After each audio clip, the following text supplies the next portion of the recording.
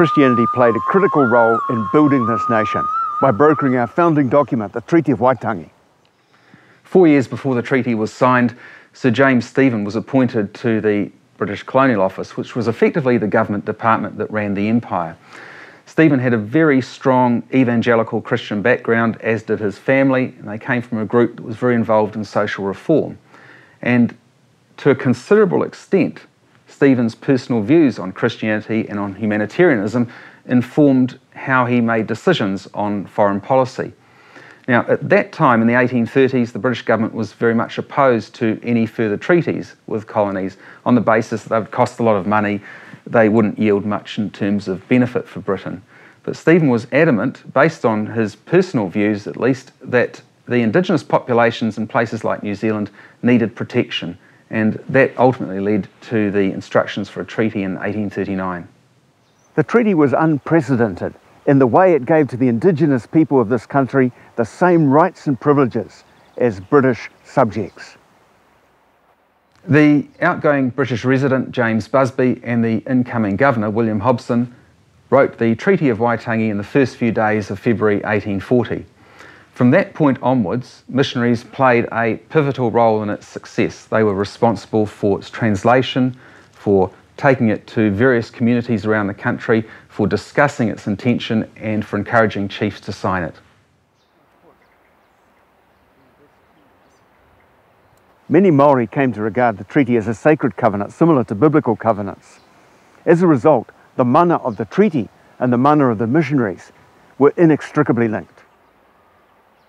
Governor Hobson's announcement at the treaty's signing on the 6th of February, He iwi tahi tātou, we are one people, celebrated the fact that Māori and Pākehā now had the same rights as British citizens.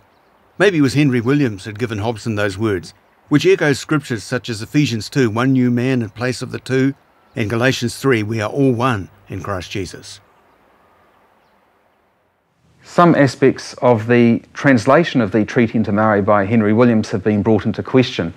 In particular, the use of the term kawanatanga, which Henry included as a translation of the English word sovereignty.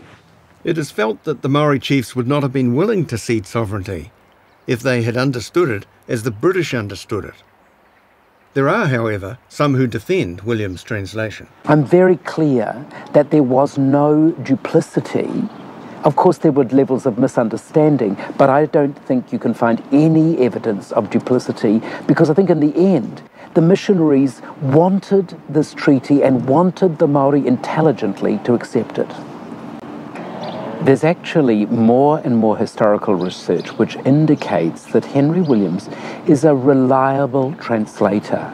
Not a translator maybe of great finesse, but a translator with an absolute determination that people will know what they're signing to. I mean, he's profoundly committed to Māori with great understanding, choosing to follow the British Crown. So therefore, there's no interest in him of tricking Māori into a document which he believes the Crown will have to honour. I am of the strong view that kawanatanga is the best and most appropriate translation of sovereignty, and why I agree that its place in the treaty is important for Māori. The words for governorship are almost certainly shaped by two factors: the idea of governor in New South Wales and the idea of the governorship of Pontius Pilate.